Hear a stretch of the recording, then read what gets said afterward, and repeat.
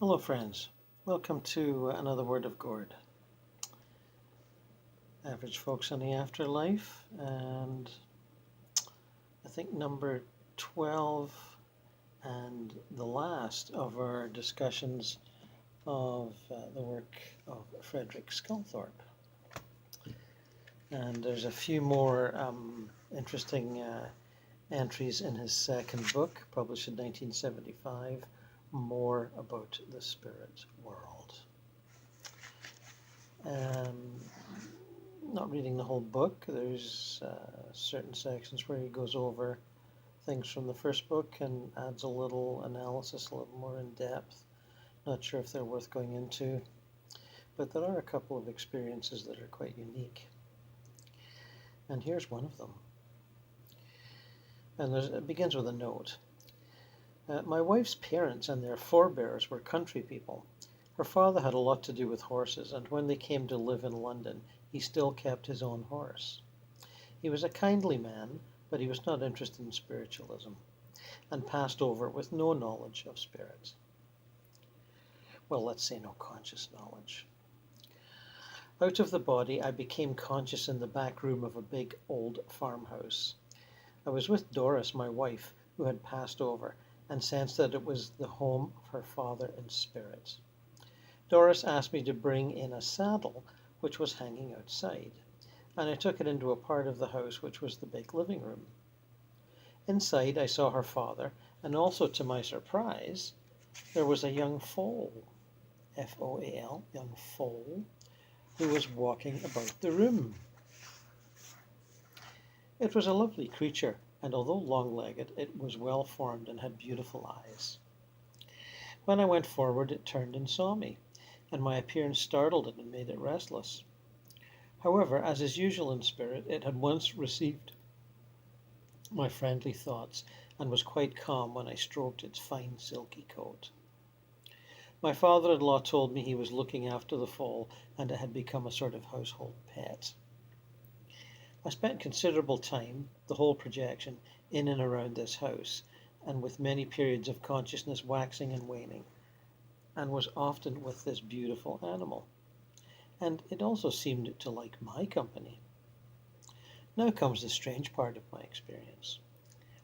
When I was alone with this foal, I could sometimes clairvoyantly see, and apparently superimposed at first, a young human entity.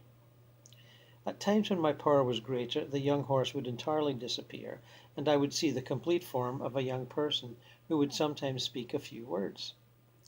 The entity appeared to be about 15 to 17 years of age, and I sensed a gentle nature of neither sex. I was bewildered and went and found my father-in-law. I had to be cautious, as I had the impression that he could not see what I could see, and I said to him, "That young foal of yours seems to be very knowing." He replied, "Yes, it is. That is because it mixes a lot with young children and is being brought up with them." I could sense that he knew nothing more than this, and after I left him I was given the vision of the foal actually being with children when they were having spirit lessons. Once was when with the foal and it was speaking, and I gave it some simple sentences to say, and it repeated them perfectly. I could not bring back to my physical mind the words that were spoken, but I remembered that I gave 3 sentences of simple words to be repeated. On another occasion, when I was sitting at a table, the foal approached, and I sensed that it had an intense desire to write. It was rather pathetic, and I felt touched by the simple yearning to be like other humans. And I thought, how can a hoof hold a pen? Immediately I clairvoyantly saw 2 finely formed spirit arms held out appealingly as if wishing to make the effort. By this time I had been a considerable time out of the body, and I felt a waning of power. There was also some activity in my home, as it was tea time. And I was in an armchair in the living room, and I was unwillingly drawn back to earth. In my contact with this entity, I felt an innocence and tenderness that had never experienced the material things and hardships of our world, and I am wondering if I have been shown this gradual transformation or metamorphosis that takes place. Well, you don't often come across experiences like that. Uh, a human incarnating in the form of a horse in order to either humanize the horse's experience or to be a human inside a horse and have its experience. Fascinating.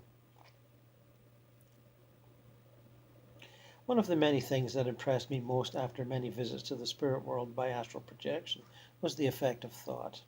Naturally, in the first planes of spirit, this concerns earthly thoughts that people bring with them. Each is an individual whose only possession, really, is a lifetime of thought which the spirit body holds. Important point that. We often talk about you don't take anything with you when you go, but you do take your lifetime of thoughts and emotions. Let's not forget that. Memory, like many other things, is taken for granted, yet a moment's reflection will make us realize that nothing can or has ever happened without a cause. Thought is generated electrical activity, and like all electrical movements, has a vibrational frequency and pattern which is impressed on the living entity. Therefore, there is retention of that thought, which constitutes a memory, always at hand. This can be realized when a competent psychometrist handles an article belonging to a person and senses outstanding episodes in the life of the owner, because the article has been impressed by the magnetic patterns. I stress these incidental mechanics of thought as it is generally overlooked on earth, as we are all living on the same plane, but in spirit the effects of thought are clearly apparent. In the spirit world, we do not suddenly become all wise. Well, of course we know that, as we have only our store of earth memory. But if it contains some knowledge of spirit truth, the reality of survival, and a way of life accordingly, then the mentality is not incredulous and opens in a wonderful way. The spirit plane of new arrivals is near the same frequency of vibration as the spirit body, and is quite earth-like. And for quite a time, some good souls cannot understand that they really are in the world of spirits. On one occasion in the spirit world, my spirit teacher took me to a small group of people. They were evidently told that someone was coming to talk to them, as they were smiling and seemed glad to see me. There were about 8 of them sitting on chairs, and I sensed they were not aware that they had passed over and were living in what is sometimes called the plane of illusion. I knew that to bluntly tell them their state would only bewilder them, so I tried another method. I went to each one and whispered, "What day of the week is it?" Each was puzzled and amused at their uncertainty and named different days. The last one, an elderly lady, thought for quite some time without result, laughed and thought it was her unusual bad memory. Anyway, it was a start to make them realize that they were now in a place where there were no days of the week, and what was more apparent, no nights. I have a daughter in the spirit world, and on earth she was fond of horse riding in Epping Forest, near London. During one projection, my spirit took me to a nice country home in spirit, just as she was returning from a ride. We chatted for a while, then my daughter asked me to wait as she wanted to see a friend in the house. I was rather worried about her horse, as there were flower beds and it had walked off. I found it round the back of the house on a grassy part with some other horses. I noticed that her saddled horse had a nice smooth coat, but the others were unclipped. It is indeed hard at times to realize that one is in the spirit world. And Zodiac, that's the channeled entity, emphasizes that there is nothing on earth that has not a counterpart in the bright realms. Nothing. My daughter was wearing her usual riding clothes, and she once told me she has a special robe which she wears when taken with groups visiting higher states. I have ridden a horse in spirit, and I wrote about it in Excursions to the Spirit World. This is an experience I have not forgotten, for if one is really an animal lover and not interested in them because they win races or competitions, or because they provide handy targets for shooting, love directed at a horse is returned full measure and brimming over, and can actually be felt in all its fullness. I have found this so myself. Zodiac tells us, forgive me for quoting him again, but he always seems to be right, that the horse is the nearest animal to man. It has toiled through the ages for man, and in spirit can still love mankind. Yeah, I'd agree with that. Any domesticated animal that's been close to mankind for hundreds or thousands of years is close to us in spirit as well. I mean, it's no accident, right? Dogs, cats, horses, parrots, budgies. So, Zodiac is often mentioned in his messages that many leave the body during sleep and go to the spirit world, but the experiences cannot be remembered as the subconscious mind is of a higher vibration than the physical senses. Some spirit teachers call this the higher self, and it can have a higher vibration than the spirit body used in astral projection. Yes, the higher self does have a higher vibration than the astral body, no question. I have had fleeting experiences of this higher self during astral projection, and on a few occasions it has been prolonged for certain reasons. In excursions, I mentioned the lectures I attended in spirit, but could not recall the actual teachings because of this higher frequency of thought. Well, yes, I'm not that good at recalling the teachings myself, but bits and bobs, In later projections, I used to be somewhat perturbed on return because I had been speaking to spirits on subjects that I had no recollection of learning in spirits, but I now know that the higher self can remember all experiences and teaching. On one occasion, I was with my wife at a social center in the spirit world. I saw Arthur Conan Doyle, as well as being the creator of the Sherlock Holmes stories. As we know, Arthur Conan Doyle was, in the second half of his life, was a confirmed and ardent spiritualist. Went around giving lectures all over the place. Saw Arthur Conan Doyle and introduced him to my wife. I never knew him on Earth, yet by the time of the introduction I knew I had met him before in the spirit world. He is a fine figure of a man, and his shoulders seem to fill the doorway. I was surprised to see how fair he is. His pictures on Earth do not show this. I once knew a lady who had seen the nature elementals around flowers, and my daughter in spirit had also seen them. As she described them as diaphanous, I thought it would be a long time before I'd be able to see them. However, a few weeks ago during a projection, I was with a small group by a pool in the spirit world, and I saw one of these elementals among some rocks. It was about a foot high and had a small red coat like a soldier's tunic, and I explained to the group that they loved colors and were fond of imitating humans. Later I wondered as to what authority I had for telling groups this, but I knew something about elementals at this time through the experiences of my higher self. Once I tried to influence the subconscious mind of one who had visited the spirit world during sleep. I had projected and was with my wife who had passed over. We were in a room in spirit, and I was surprised to see that her sister, who was still living on Earth, was with us. I thought it would be a good opportunity to show her the reality of spirit travel. I said to her, "Now you know that Doris has died, yet here she is with me." There was no reaction. She just looked blank and began to arrange some books on a table. I looked at my wife, and she smiled rather sadly. It had been tried before without success. The different levels of thought are quite separate. My sister-in-law could see her dead sister and could handle books, yet was quite unconscious of a spirit reality. Turning to something more definite. In February, I projected one night and met my father in spirit, and he told me that Lottie, my sister living in London, had something wrong with one of her legs.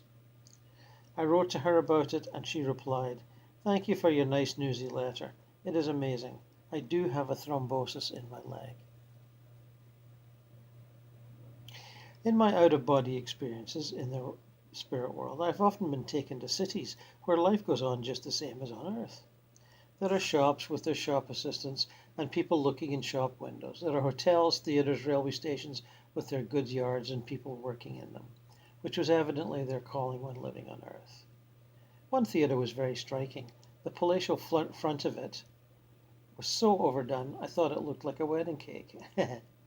These cities are all overcrowded, and their emanations are not uplifting to the sensitive spirit body. Naturally, these city experiences surprised me in my early travels. as I was also taken to other places which were beautiful parklands, which were bright and sunny. And simply to be there gave a feeling of continuous happiness, and the people I met were full of peacefulness and true friendship, and no one was a stranger. Gradually, I learnt the cause of the overcrowding of these cities. The people in them were orderly, but they still had the same thoughts as on earth. They were happy enough to exist as they always have had done, and had no idea of better spirit states. And that's what you find on the lower or not so lower levels. People get comfortable and don't want to know anymore. A bit like here, really. Although I have mentioned these apparently normal cities in spirit, I have been to others that are gloomy, and some almost like twilight in comparison with brighter states. While I was walking in one of these cities, I noticed a lady on the other side of the street who looked quite bright. She wore a long white dress like the classical Greek style and looked very graceful, and I was surprised that the inhabitants took no notice of her. I then realized that she was a higher spirit there for some purpose, and that she would therefore be invisible to them. Later, I wished I had spoken to her, but I did not like to intrude. I did not like the feeling in this state, and levitated above the housetops, where I went through patches of mist or fog. One patch was of inky blackness, and I felt apprehensive, until I suddenly sensed the presence of my spirit teacher, and felt quite cheerful in spite of the gloom. I never understood the fog patches above the streets of those lower towns. Visiting these crowded cities in spirit leaves a sadness when I think of the many who make no progress. Well, who appear to make no progress. They appear to be all classes of people, from the modern matter-of-fact person to the Victorian crossing sweeper. And I saw, and still humble, whom I saw still humble and obsequious, and the Jacobean innkeeper still with his knee breeches and buckled shoes. Those who knew of spiritual facts and try to live accordingly are indeed fortunate, for the same mentality is carried over to the same frequency in spirit, which is brighter than materialistic mind states. That is why I mentioned the earth-like quality of those cities in spirit, for the people there cannot readily be approached concerning the happier states with any more success than on earth, and many of us know how futile that can be. So, sort of fairly dull conventional people here, fairly dull and conventional there. Not 100% of the time, but a large percentage. Until you become as a little child, quote unquote, is simply being willing to learn entirely different data, the unchanging spirit laws. A string of earthly academic honors can be an inhibition in cases where pride is unconsciously held. Those who are well acquainted with spiritual literature may have read of halls of learning in the spirit states, and I have also mentioned in excursions the lectures I have attended in spirit. This may sound rather wearisome, especially if one is elderly, but they are in bright states and the spirit body does not tire. In a more recent projection, I was taken to a large building and it felt bright and uplifted.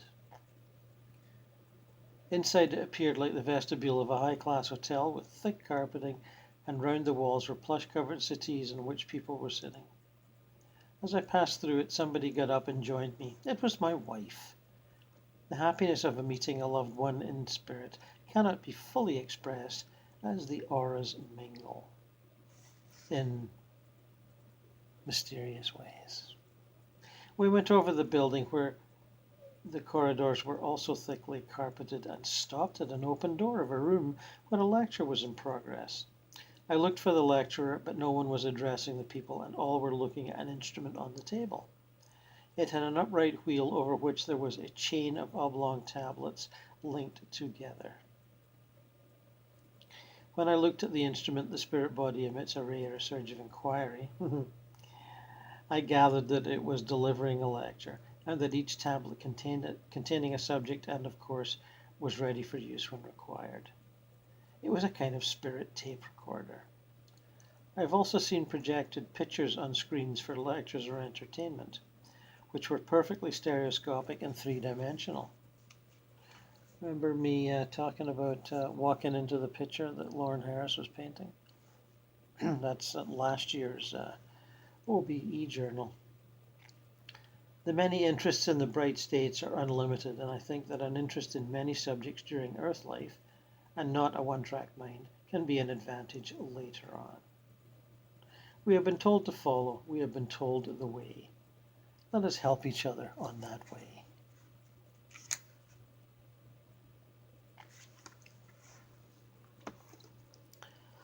Well, a couple more experiences there.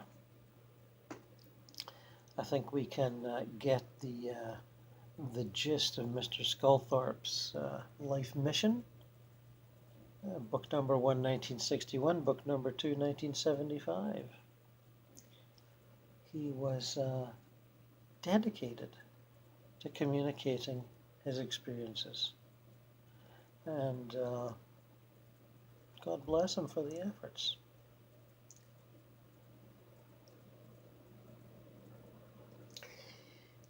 This series, of course, will be continued.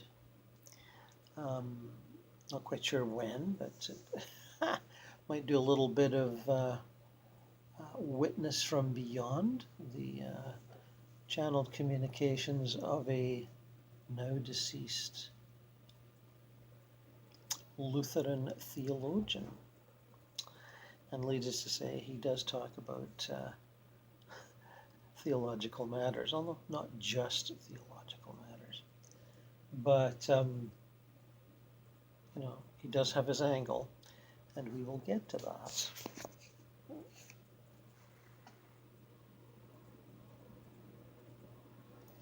Fairly soon.